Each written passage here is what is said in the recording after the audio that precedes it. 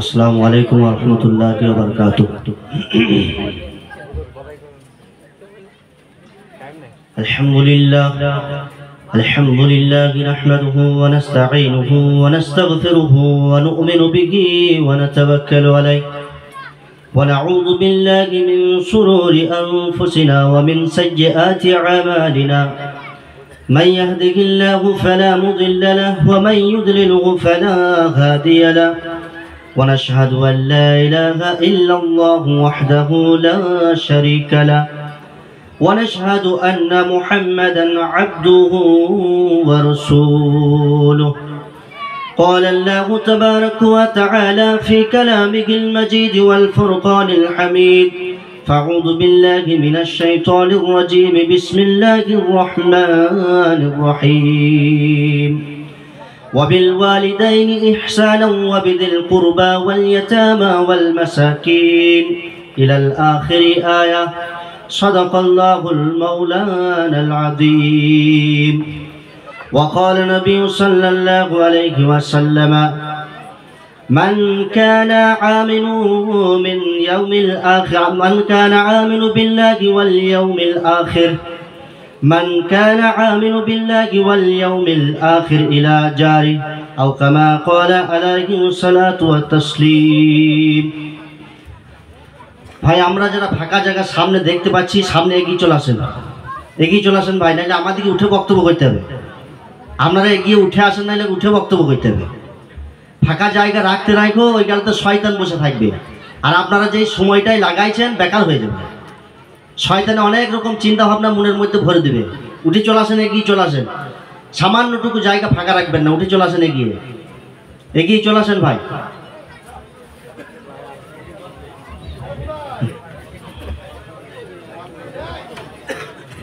আর যেই ভাইয়েরা দোকানে এখনো পর্যন্ত দোকান করছেন বা চা খাচ্ছেন, আপনারা প্যান্ডেলে আসুন, দয়া করে আসুন। এবার দোয়া হয়ে যাবে কিছুক্ষণের মধ্যে, মৌলানা সাহেব দোয়া করবেন, আসুন।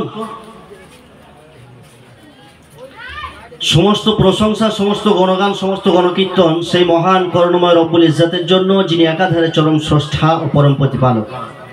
তার পরে পরে শতকোটি দরুদ ও সালাম বর্ষিত হোক, যিনি আমার নবী, আপনার নবী তথা সারা বিশ্বের নবী, আকায়ে নামদার তাজদারে মদিনা জনাব আহমদ মুস্তফা মুহাম্মদ মুজতবা সাল্লাল্লাহু আলাইহি ওয়াসাল্লাম। আল্লাহ রব্বুল ইজ্জতের অশেষ মেহেরবানি যে আল্লাহ তাবারক ওয়া তাআলা আমাদেরকে জাগতিক বিভিন্ন রকম কাজ থেকে বিরত করে একটি দোয়া খায়রের মজলিসে বসার তৌফিক দিয়েছেন, সেই জন্য সকলেই শুকরিয়া স্বরূপ বলি আলহামদুলিল্লাহ। আমরা সকলে অবগত যে আজকে মজলিস জালসা কেন কায়েম করা হয়েছে। একটা নতুন পাড়া বসেছে, সেই পাড়ার নামকরণের উদ্দেশ্যে। আর জালসার যে লিফলেট ছাপানো হয়েছিল তার মধ্যে অনেক কটা বিষয় দেওয়া হয়েছে জালসার, যে কি বিষয়ে বক্তব্য হবে। তার মধ্যে একটা বিষয় হচ্ছে এই যে প্রতিবেশীর হক, এই সম্পর্কে কিছু বলবে। আমি প্রতিবেশীর হক সম্পর্কে কোরআনের আয়াত পাঠ করেছি, এই নিয়ে দু চার কথা বলবো। আল্লাহ রব্বুল ইজ্জত আমাকে যতটা তৌফিক দিবেন, তারপরে বক্তব্য শেষ করবো। আল্লাহ রব্বুল ইজ্জত যেন আমাদের সকলকে সেই কথার উপরে আমল করার তৌফিক দেন, বলেন আমিন। আমি কোরআনের আয়াত পাঠ করেছি আর হাদিস পাঠ করেছি।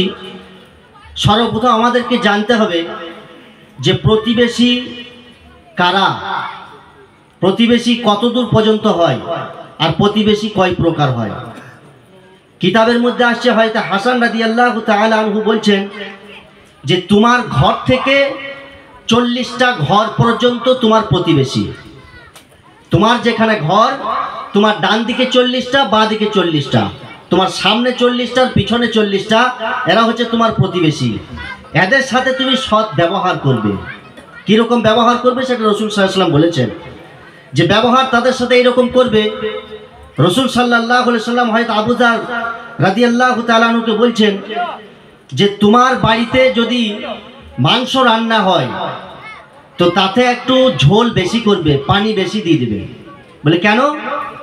বলে এই কারণে পানি বেশি দিবে, তোমার প্রতিবেশীর বাড়িতে যাতে তোমার গোশত না পৌঁছাইলেও ওই তরকারির ঝোলটা একটু পুঁছে দিতে পারো। এটা গুরুত্ব কত রাসূল সাল্লাল্লাহু আলাইহি ওয়াসাল্লামের ভাষায় আমরা বুঝতে পারছি। রাসূল সাল্লাল্লাহু আলাইহি ওয়াসাল্লাম বলছেন, ওয়াল্লাহি লা ইউমিন, ওয়াল্লাহি লা ইউমিনু, ওয়াল্লাহি লা ইউমিন।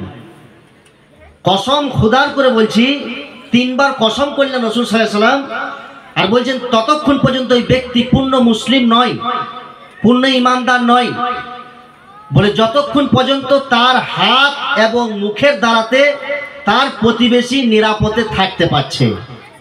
আজকে থানাতে, শান্তি কমিটিতে, আর পার্টিতে, রাস্তাঘাটে, চায়ের দোকানে, পান খেতে খেতে যত রকম গীবত আর চর্চা আছে, আর যত রকম আপনার অভিযোগ আছে, সব ওই প্রতিবেশীর ব্যাপারে। কোন প্রতিবেশী? যার আওয়াজটা সে সর্বপ্রথম শুনতে পাবে কিছু হলে, তার দেয়ালের পাশের প্রতিবেশী, এই দিকের প্রতিবেশী, ওই দিকের প্রতিবেশী। আর বন্ধুকে বলে বাস করছে এইখানে ময়দানে, ওর বন্ধু আছে মুড়ল পাড়াতে। বন্ধু কোথায় আছে? বলে শিলারপুরে, অন্য পাড়াতে। বলে বন্ধু রিঙ্গুনিতে, বন্ধু শাহপুরে। বন্ধু হয়ে গেল। ওরা বলছে কি ভালো লোক গো, ওর মতো লোক। মুড়ল পাড়ার বলছে ময়দান পাড়ার লোককে বলছে ওর মতো লোক হয় না, এত ভালো লোক। শাহপুরের লোক বলছে ওর মতো লোক হয় না। রাসূল সাল্লাল্লাহু আলাইহি সাল্লাম বলছেন, শুনে রাখো তোমরা ভালো লোককে।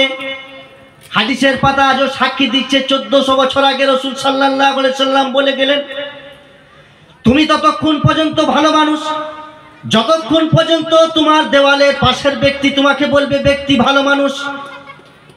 সাহাবী জিজ্ঞেস করেন, খারাপ মানুষ কি করে বুঝবো?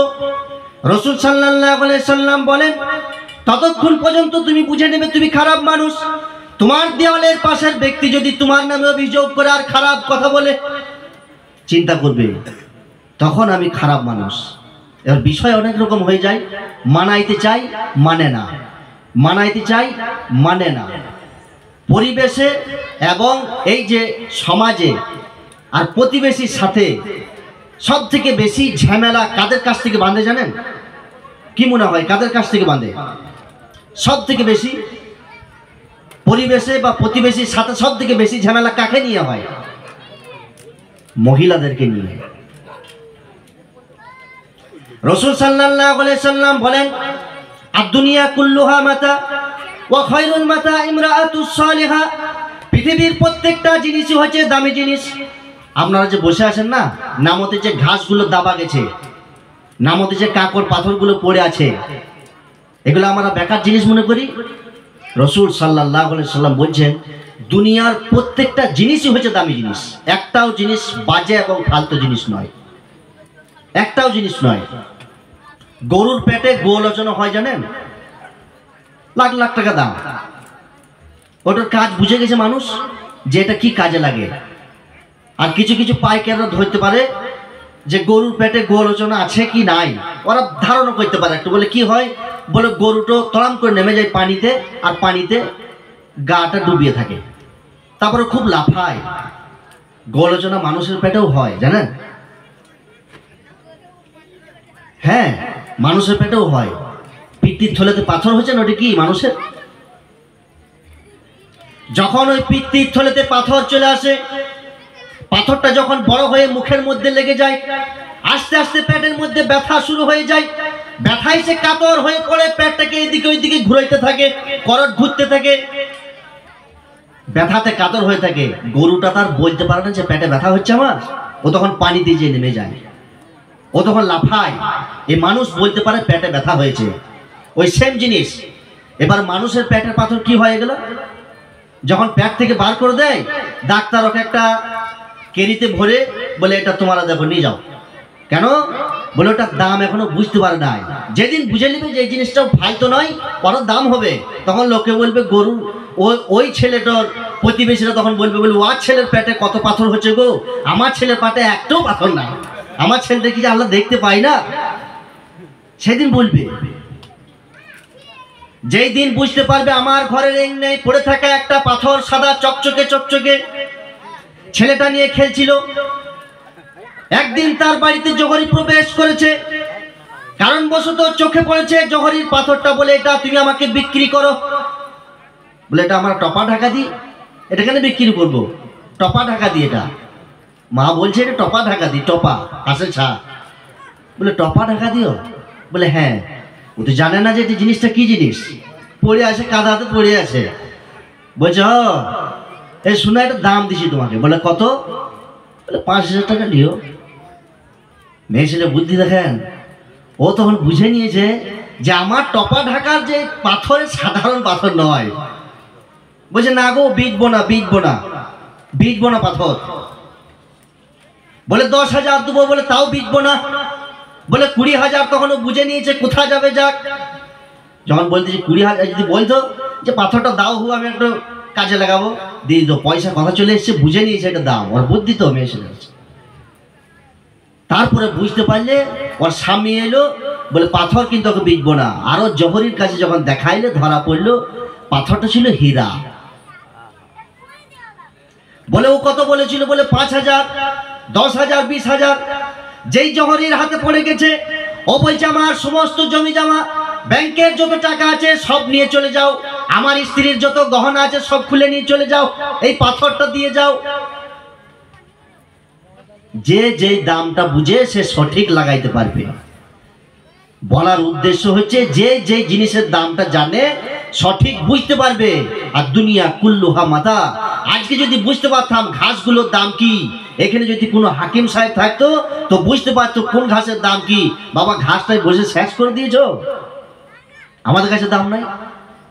যেই পাথরটা আমরা ঝেঁটিয়ে ফেলে দিলাম, যখনই দেখতে পেলে বুঝতে পারবে ঝেঁটিয়ে ফেলে দিয়েছো, এটার বহু টাকা দাম। আর দুনিয়া কুল্লুহা মাতা, পৃথিবীর কোনো জিনিসটা ফালতু নয়, শুধু চিনতে বাকি যে এই জিনিসটা কত দাম, এবারে আসল জায়গাতে আসে। আর দুনিয়া কুল্লুহা মাতা ওয়া খায়রুল মাতা ইমরাআতুস সালিহা, পৃথিবীর প্রত্যেকটা জিনিসই হচ্ছে দামি জিনিস। সব থেকে খাঁটি জিনিস এবং দামি জিনিস হচ্ছে পৃথিবীর মধ্যে মহিলারা। পৃথিবীর প্রত্যেকটা জিনিসই হচ্ছে দামি জিনিস, কিন্তু সব থেকে যেটা দামি জিনিস পৃথিবীর মধ্যে হাদিস পাকের মধ্যে আছে সেটা হচ্ছে নেককার মহিলা। আর সব থেকে বেশি ঝামেলা কোথা থেকে আসে বললাম? ওদের কাছ থেকে। এবার দুটো জিনিসকে ব্যালেন্স করে চলতে হচ্ছে, নাহলে বদদোয়া এমন মারবে স্টেজ থেকে আর ঘর যেতে পারা যাবে নাকি তাই সম্ভব না। রাসূল সাল্লাল্লাহু আলাইহি সাল্লাম বলছে হ্যাঁ হ্যাঁ ওইটা ওদের আদত আছে, ওইটা ওদের আদতের মধ্যে আছে, অভ্যাসের মধ্যে আছে। উল্টো পাল্টা কিছু বলে ফেলো না, এমন বদদোয়া তোমাকে করবে ওই বদদোয়াতে তুমি আর শুনতে পারবে না। রাসূল সাল্লাল্লাহু আলাইহি সাল্লাম বলে মিরাজের রাতে গেলাম, দেখছি জাহান্নামের মধ্যে সবথেকে বেশি মহিলারা। জিজ্ঞেস করলাম ভাই জিবরিল, এরা কি দোষে এত কষ্টের আযাবের মধ্যে রয়েছে? জিবরিল বলছে এমন কিছু নয়, মাত্র কয়েকটা জিনিস। ওয়া তাকফুরনাল আশিরা, তাকসিরুল লানা ওয়া তাকফুরনাল আশিরা। এরা সব থেকে বেশি জাহান্নামে যে জিনিসটাতে যাবে সেটা হচ্ছে এদের ধৈর্যটা হবে অতি কম। আর এরা প্রত্যেকটা জিনিসকে অভিশাপ করবে, প্রত্যেকটা জিনিসকে। তার জান খাও চাই না খাও, বাল যদি জ্বলতে জ্বলতে বন্ধ হয়ে যায় তো অখাও ওই আখ্যায়িত করবে এই 8 কুড়োর বল আর ঠিকভাবে জ্বলল না। আখ্যায়িত করতেই হবে, তাছাড়া হবে না। হাঁসের ছা যেতে হয়, মুরগির ছা যেতে হয়, সবকে বদদোয়া আছে। বুখারী শরীফে হাদিস, বানানো কথা নাই। বলে এরা প্রত্যেকটা জিনিসকে বদদোয়া করবে। স্বামীর সাথে যদি ঝগড়া হয়ে যায়, স্বামী বেরিয়েছে কাজে সাইকেল নিয়ে, ঝগড়া হলো, স্বামী খেলে না, ও ঘর থেকে বদদোয়া দিলে যে যারে ছোট লোক তোর এইটাই শেষ খাওয়া হলো, তো ঘর কিন্তু আর ফিরবি না। আর আল্লাহ রাব্বুল ইজ্জত যদি সেই মোমেন্টে থাকেন, ঠিক আছে মহিলা তোমার দোয়া কবুল করে নেওয়া হয়েছে, খাতায় লিখে নাও ফেরেশতা, যাও কত দূর পৌঁছেছে দেখে নাও। বলে আল্লাহ রাব্বুল ইজ্জত এই মাত্র ছিনপায় ঢুকেছে, এখনো ব্যবসা শুরু হয় নাই, হাত ভরে দাও, জান কবজ করে নাও। মহিলা বলেছে আমি দোয়া কবুল করে নিয়েছি। এইদিকে খবর পৌঁছে গেছে তোমার স্বামী ছিনপায়ে ব্যবসা করতে গিয়ে মারা গেছে। এইদিকে তখন আল্লাহ রাব্বুল ইজ্জতের সাথে ঝগড়া। আল্লাহ আমারটাকেই দেখতে পেলে এই ছোট ছোট ছেলে গেলা, তোমার কি মায়া হলো না? আমারটাই দেখতে পেলে, পাশের গেলা এত সুন্দর খেচে থাকছে হাতটা কাটা, ওদিকে দেখতে পেলে না? আর ওরা যেই কথাটা বলবে শুধু ওই চারদিকে পাশের ঘর যেটা থাকবে সেইটাতেই বলবে। মুরল পড়া কার জন্য বলবে না, এই দিক কার জন্য বলে পাশে পাশে। ওরা সবসময় দেখে তো, হাদিস পাকের মধ্যে এসেছে ওই জিনিসটা। ওরা শুধু ওইটা দেখবে আর ওইটাতে বলবে। আল্লাহ রাব্বুল ইজ্জত বলে মহিলা তুমি কবুল করতে বললে কবুল করে নিয়েছি, আমার কি হলো? তার মানে বোঝা গেল হাদিস পাকের কথা, যারা প্রত্যেকটা জিনিসকে বদদোয়া করবে। এইবারে কথাটা হচ্ছে মারাত্মক কথা। রাসূল সাল্লাল্লাহু আলাইহি সাল্লাম বললেন এদের যে দ্বিতীয় ভাষা হবে তাকফুরনাল আশিরা, এই কথাটা বলে দিলে প্রত্যেকটা লোকের সাথে মিলে যাবে। রাসূল সাল্লাল্লাহু আলাইহি ওয়াসাল্লাম বলছে, দেখবে ওই মেয়েরা বেশিরভাগ জাহান্নামে যাবে, ওরা নিজের স্বামীকে বলবে, আজ পর্যন্ত তোমার কাছে একটা ভালো জিনিস পেলাম না, আজ পর্যন্ত তোমার কাছে একটা ভালো কাপড় পেলাম না, আজ পর্যন্ত তোমার কাছে একটা ভালো কোনো জিনিসই পেলাম না, খাবার পেলাম না, কিছুরই সুখ পেলাম না। অতাক্ষুর্ণাল আসির, আর এদের ধৈর্যটা হবে অতি কম। এই জন্যই এরা বেশি করে কোথায় যাবে? ওই জায়গাতে যাবে, জাহান্নামে। আর রাসূল সাল্লাল্লাহু আলাইহি ওয়াসাল্লাম বলছে, এরা হচ্ছে সব থেকে দামি গো, পৃথিবীর এদের থেকে দামি আর কোনো জিনিস নাই। এরা এতটাই দামি যে এদেরকে প্রত্যেকটা পুরুষ মানুষের প্রয়োজন হচ্ছে, হবে আর হয়েছে। শুরুতে আল্লাহ রাব্বুল ইজ্জত যখন আদম আলাইহিস সালামকে সৃষ্টি করে দিয়েছেন, বলে জান্নাতে তোমাকে বানিয়ে দেওয়া হলো, জান্নাত তুমি দেখো, খাও আর ঘুরো। জান্নাত কি সোজা জিনিস? পচা দুনিয়াতে থাকছে তো এত স্বাদ লাগছে বুঝলেন, এসির হাওয়া, ফ্যানের হাওয়া আর ওই মিষ্টি, এই পচা দুনিয়াতে, পচা দুনিয়ার ফল ফ্রুট আর পচা দুনিয়ার খাবারের যদি আর নারীর যদি এত স্বাদ হয়, তো জান্নাতটা কি হবে?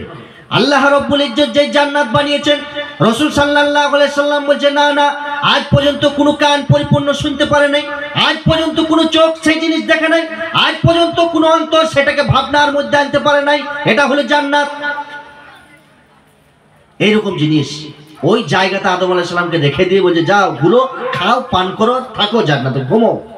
জান্নাত এমন একটা জায়গা, একটা ফল খাবে তো সব ভুলে যাবে। তো পচা আঙ্গুরে যদি এত স্বাদ হয়, তাহলে সে আঙ্গুরে কি স্বাদ হবে?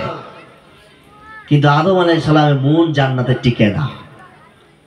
শুক্রবার দিন বুঝলে মন খারাপ করে জান্নাতের মধ্যে বসে আছে। আল্লাহ রাব্বুল ইজ্জত সৃষ্টি করেছেন, সবই তো বুঝতে পারছেন কি চাইছে। এই যে জরুরত জান্নাত থাকা সত্ত্বেও পড়ে গেল, জান্নাত থাকা সত্ত্বেও জরুরত পড়ে গেছে, কোথাও যেন একটা কমি আছে। তখন তো আদম আলাইহিস সালাম জানেন না যে নারী বলে কোনো জিনিস একটা সৃষ্টি করবে না আল্লাহ। উনি জানেন যে আমাকে সৃষ্টি করেছেন, আর আমাকে বললেন, মানুষ, তুই মানুষ, সব জিনিস তোমাকে শিক্ষা দেওয়া হলো, তোমার এই সমস্ত জিনিসগুলো তোমার খাবার, খাও, ঘুমো, থাকো। কিন্তু জানেন না যে নারী বলেও কোনো জিনিস আছে। তখন তো নারী বলে কোনো জিনিসই ছিল না। আল্লাহ রাব্বুল ইজ্জত বুঝতে পেরেছেন মনের আকাঙ্ক্ষাটা, যে এর যে জিনিসটা দরকার সেটা একে দিতে হবে। আল্লাহ রাব্বুল ইজ্জত শুক্রবার দিন তিনি জান্নাতের মধ্যে শুয়ে আছেন, পাশের মধ্যে একজনকে বসিয়ে রেখে দিলেন, তার নাম হচ্ছে মা হাওয়া আলাইহিস সালাম। তিনি ঘুম থেকে উঠেই দেখছেন সর্বনাশ, এটা কি জিনিস? আমার মতোই। হাত লাগাইতে গেল, আল্লাহ রাব্বুল ইজ্জত দাঁড়াও, বাস এতদূর পর্যন্ত আপনাকে এই যে শুনাইলাম আপনাদেরকে। বলার বক্তব্য হচ্ছে যে জান্নাতে পর্যন্ত মন টিকলো না, কোথাও যেন একটা কমি মেহসুস করলেন, অনুভব করলেন। তার মানে নারীরা হচ্ছে প্রচুর দরকারের এবং দামি জিনিস, এটা বুঝাইতে চাইলেন। প্রচুর দামি এবং দরকারের জিনিস আল্লাহ রাব্বুল ইজ্জত তাদেরকে প্রচুর দামি করেছেন। কতক্ষণ পর্যন্ত? এদের থেকে ভালো ততক্ষণ পর্যন্ত কেউ হবে না, এরা যদি মাত্র এই কয়েকটা কাজ করে নেয়, মাত্র 4টে কাজ। রাসূল সাল্লাল্লাহু আলাইহি সাল্লাম বলেন, এই যে পৃথিবীর মহিলারা, তোমরা যদি 4টে কাজ ঠিকভাবে করে নিতে পারো, 8টা জান্নাতের গেট তোমাদের জন্য খুলে দেওয়া হবে। আর 8টা জান্নাতের গেট তোমাদেরকে বলবে, আসো মহিলা, আসো হে পবিত্র নারী, আসো হে পবিত্র মহিলা, আমার দরজায় দাখিল হয়ে যাও, আমি ধন্য হয়ে যাই। আসো। জান্নাতের গেট যাকে ডাকবে, 8টা গেট তাকে ডাকবে, বলে আমার দিকে দাখিল হও, আমার দিকে দাখিল হও। রাসূল সাল্লাল্লাহু আলাইহি ওয়াসাল্লাম বলে মাত্র 4টে জিনিস। 1 নাম্বার হচ্ছে রাসূল সাল্লাল্লাহু আলাইহি সাল্লাম বলেন, সাল্লু খামসাহা, এরা 5 ওয়াক্তের নামাজ পড়বে, এটা হলো 1 নাম্বার, 5 ওয়াক্তের নামাজ। 2 নম্বরে বললেন, ইউসামু রমাদানাহা, যখন রমজান মাস চলে আসবে তখন রমজান মাসের রোজা রাখবে। 3 নম্বরে বললেন, ওয়াহসানুত ফারজুহা, এটা হচ্ছে মারাত্মক জিনিস, নিজেদের লজ্জার স্থানে হেফাজত করবে। এবার এখন মনে করবেন যে আমি আল্লাহ রাব্বুল ইজ্জতের মেহেরবানিতে জিনার পথে কখনো যাই না। জিনা বলতে আমাদের সমাজে যেটা প্রচলিত সেটা হচ্ছে কোনো ছেলে এবং মেয়ে একাকী এলাকায় সঙ্গম বা একা থাকা বা মিলামেশা করা, এতটুকু আমরা মনে করি জিনা, এটাকে আমরা জিনা মনে করি। কিন্তু জিনার যে কয়েকটা দিক রয়েছে বা প্রকার রয়েছে, সেগুলো হচ্ছে এরকম। জিনা শুধু লজ্জা স্থানে দাঁড়াতে হয় না, জিনা চোখের দ্বারাতে হয়, জিনা মনের দ্বারাতেও হয়, জিনা হাতে হয়, পায়ে হয়, মুখে হয়, প্রত্যেকটা অঙ্গ দ্বারাতে জিনা হয়, প্রত্যেকটা অঙ্গ দ্বারাতে। কোনো মেয়েকে যদি কোনো মানুষ সেই নজরের মধ্যে দেখে, খাওয়াইশ জেগে যায় মনের মধ্যে, জেনে নিতে হবে এটা চোখের জিনা হয়ে গেছে। হাত দিয়ে যদি স্পর্শ করে খাওয়াইশের সাথে আকাঙ্ক্ষার সাথে জেনে নিবে এটা আমার হাতের জিনা হয়ে গেছে।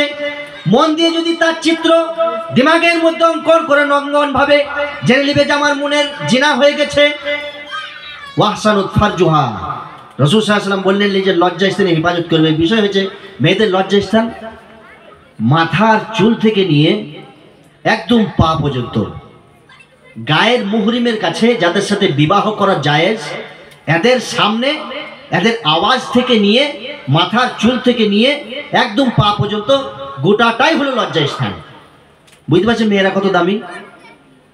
মেয়েরা হচ্ছে এতটাই দামি, ওদেরকে এরকম ভাবে আল্লাহ রাব্বুল ইজ্জত সৃষ্টি করেছেন। আর এই সমস্ত জিনিসগুলো যেই ভাই বা যেই মা বা যেই বাপ বা যেই ছেলে উন্মুক্ত করে দেওয়ার চেষ্টা করে, আমার মায়ের সাথে কেউ কথা বলছে আমি দেখছি ভাই, আমি দেখছি বেটা, মেনে নি কি করে? আমার বোনের সাথে কেউ কথা বলছে আমি মেনে নিতে পারি কি করে? আমার স্ত্রীর সাথে কেউ কথা বলবে আমার প্রাণ থাকতে ঈমান থাকতে কি করে মেনে নিতে পারি? রাসূল সাল্লাল্লাহু আলাইহি সাল্লাম বললেন, যদি দেখে নাও এরকম জিনিস ঘটছে তোমার সাথে, এতটুকু জেনে নাও তুমি হচ্ছে দায়ুস। তোমার অবর্তমানে কে আসে যায় খবর নাই, তুমি থাকো বন্ধু পাতিয়েছো আসে যায় খবর আছে, যদি মেনে নিয়েছো তো জেনে নাও তুমি হলো দায়ুস। আর এর সাজা কি বলে, দায়ুস কখনো জান্নাতে যেতে পারবে না, ওর জন্য জান্নাত হলো হারাম, ওর ঠিকানা হলো জাহান্নাম। এর দায়ুস, এটা খবর রাখতে হবে প্রত্যেকটা ভাইকে, প্রত্যেকটা বাবাকে এবং প্রত্যেকটা ছেলেকে। কারণ একটা মেয়ে ও একা জাহান্নামে যাবে না, ও কয়েকজনকে নিয়েই জাহান্নামে যাবে। তো যেই কথাটা আমি বলছিলাম, সমাজে এত যে ঝামেলা ঝঞ্ঝট হয় এদের কাছ থেকে আসে, আর এরা হচ্ছে অনেক দামি। যদি এরা এই কয়েকটা জিনিস মেনে নেয়, তার মধ্যে তিনটে শুনাইলাম আপনাদেরকে। এক নম্বরে ছিল 5 ওয়াক্তের নামাজ, দ্বিতীয় নম্বরে ছিল রোজা, তৃতীয় নম্বরে হচ্ছে লজ্জা স্থানে হেফাজত, অর্থাৎ গায়ের মুহরিমের কাছ থেকে যাদের সাথে বিবাহ যায় মাথার চুল থেকে নিয়ে পা পর্যন্ত হেফাজতে রাখবে, দেখতে দিবে না। এমনকি বাড়ি থেকে কেউ যদি আওয়াজ দেয়, এমুক ভাই আছো, ভাই রয়েছে গো, তখন ভেতর থেকে আওয়াজ দিছে তোমার ভাই নাই গো, তোমার ভাই নাই। এটা আমার আওয়াজটা তো অতটা ভালো লাগবে না আপনাদেরকে। তখন একটা কথা বলার মোকাবে যে ভাবি কখন আসবে, ও তখন বলে এখন আসবে না, এখন আসতে অনেক দেরি। বলে ঠিক আছে তাইলে আমি একটু তোমার সাথে গল্প করে নি, রান্না বান্না হয়েছে কি, কাজবাজ কদ্দূর কি হলো। শয়তান তখন লাগাইছে তো কাছে কাছে, বল কথা বল, আমি আছি বাইরে, কোনো টেনশন নাই তোর।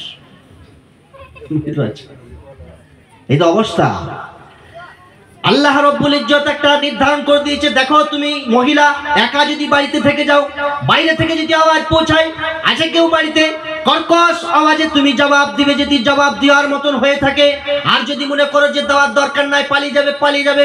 বাড়িতে যদি কেউ না থাকে, আওয়াজটা হবে এরকম, ভাই রয়েছে কি, এত থেকে কর্কশ আওয়াজ হবে, নাই বাড়িতে কেউ নাই, যাও।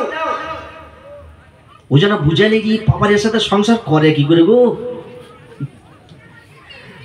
এবার এই আওয়াজটা করে স্বামীর সাথে নাটক দেখেন, এই আওয়াজটা করে স্বামীর সাথে বলে ভাতটা দাও এখনই, এলাম আমি গাটা ধুয়ে, ভাতটা দাও, বেশি দাঁড়াও। এটা স্বামীর সাথে।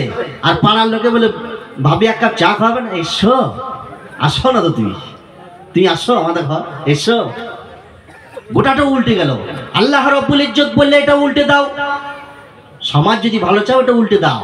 যেটা স্বামীকে বলছো ওটা ওকে বলো, আর স্বামীকেও এটা বলো, হ্যাঁ এসেছো, এখনই আপনার জন্য ভাত আমি রেডি করছি, আপনি থাকেন।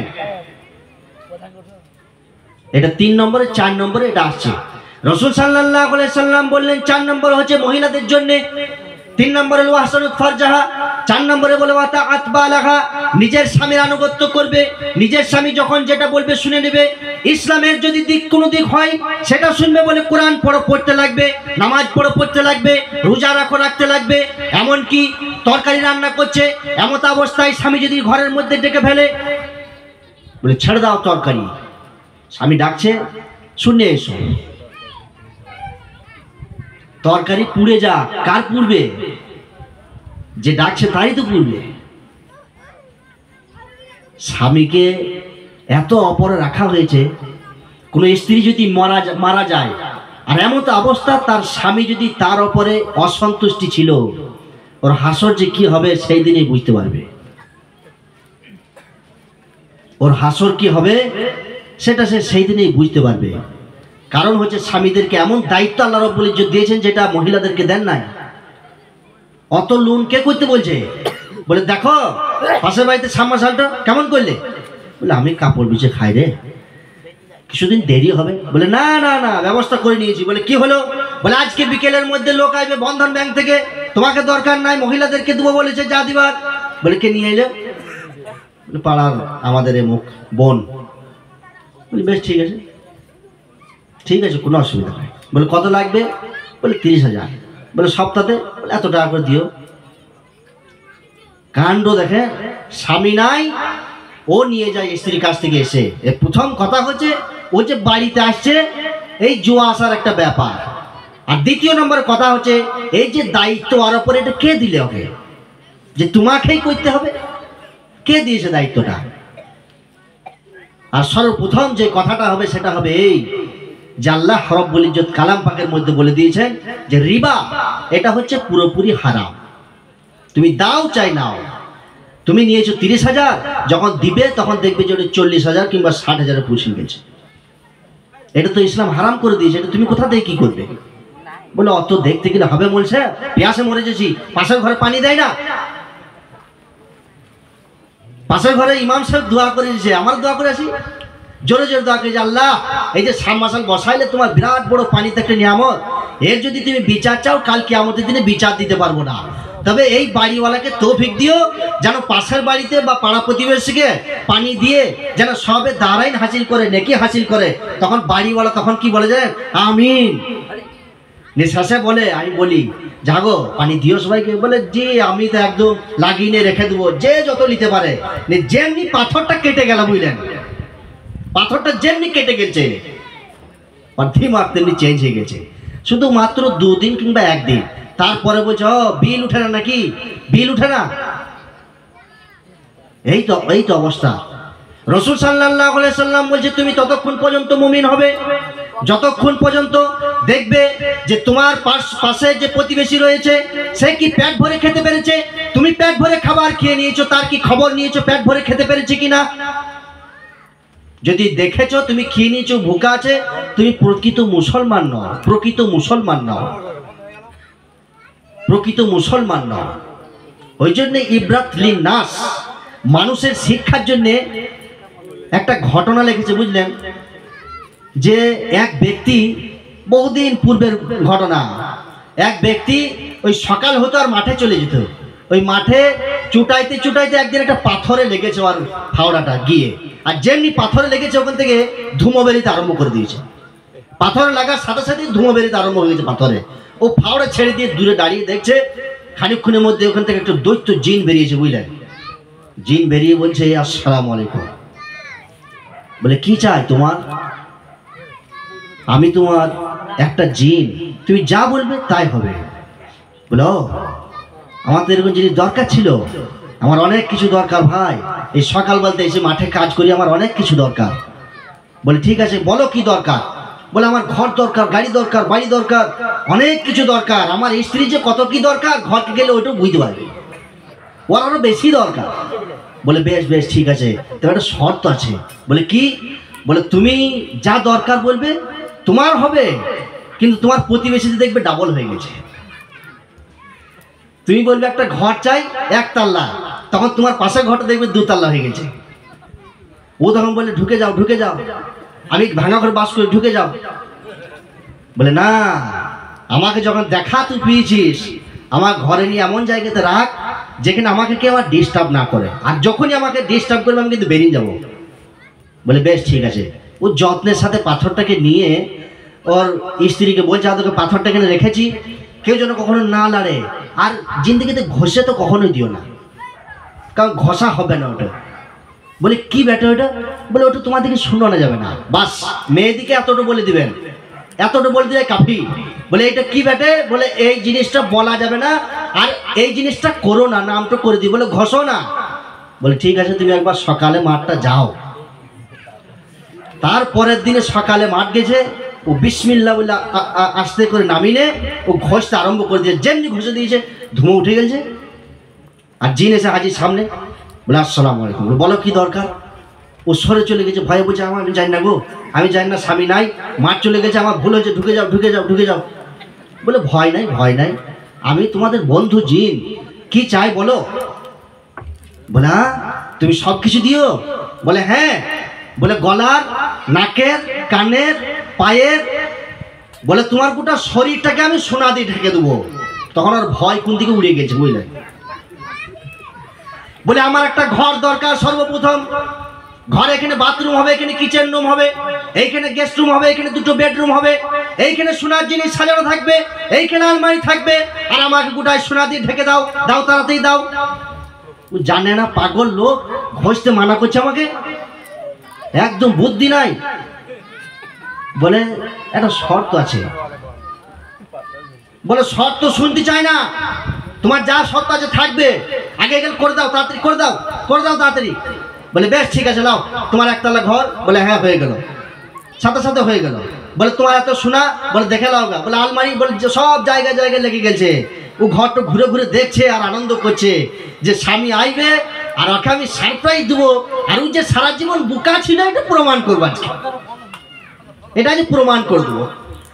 অতি অবস্থায় যখন তার স্বামী বাড়ি ঢুকছে, গ্রাম ঢুকছে, পাড়াতে এসে যার কিছু চিনতে পারছে না, যে সুবহানাল্লাহ কোথায় ঢুকে গেলাম, আর চিনতে পারছে না। ও তখন ঘুরে ঘুরে বেড়াইছে, কোথায় চলে এলাম, এটা তো আমার পাড়া নয়। তারপরে ও যখন আস্তে আস্তে দেখছে, হ্যাঁ এখানে বট গাছ, এই কলতলা সবই ঠিক রয়েছে, কিন্তু এই দুতলা ঘর গেলা কার গো আল্লাহ, এগুলা কিছু বুঝতে পারছি না আমি।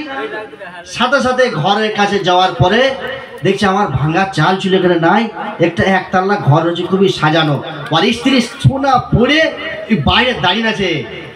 আসার পরে বলি দেখো তুমি যে সারা জীবন বোকা ছিল এটা আজকে প্রমাণ হলো। বলে কি হয়ে গেছে? বলে তুমি বললে ঘষতে মানা করলে, আমি ঘষলাম, আর ঘষলাম বলেই তো এই সমস্ত মাল জাল ধুন্দৌলত সব দেখো, একতলা ঘর কত সুন্দর দেখো জায়গা পেয়ে গেলাম। বলে বাইরে আয় বাইরে আয় বাইরে আয়। বলে কেন? বলে বাইরে বেরিয়ে একবার দেখ প্রতিবেশীতে কি ঘটে গেছে, আজ এখানে আর থাকা যাবে না, বিপদ হয়ে গেছে, কিছু ব্যবস্থা আছে তো করে ফেল। বাইরে যখন বেরোইছে অত মাথা খারাপ, লিয়া আল্লাহ আমার ঘরে পানি পড়ছিল, খেতে পেছিলাম না, সব ঠিক ছিল, এই যে দুতলা ঘর এ আমার বুকের মধ্যে চেপে গেছে, আর আমি সহ্য করতে পারবো না, আর সহ্য করে যাবে না আমার। লাস্টে ঘরে যেয়ে বললে আমার একটা বুদ্ধি আছে, শেষ করে দেবো। ঘরে যেয়ে বললে বুদ্ধি আছে আমার একটা, ওটা আমি খাটাইছি, যেমন করে ওটা কাজে লাগবেই। আর স্ত্রী বলছে, আর স্বামী বলছে কি বুদ্ধি আছে সেটা খাটা, নাহলে তো বিপদ হয়ে যাবে সব। বলে আর কিছু করতে হবে না, টেনশন নাই, পাথর ঘষে দাও। বলে দেখ ভাবনা চিন্তা করে ভালো করে, আবার কিছু অঘটন করি না। বলে ঘষো। পাথর ঘষে দিয়েছে, জিন বাবাজি বেরিয়ে হাজির। আর স্ত্রী বলছে কথা আমি বলছি। বলে আসসালামু আলাইকুম আসসালাম।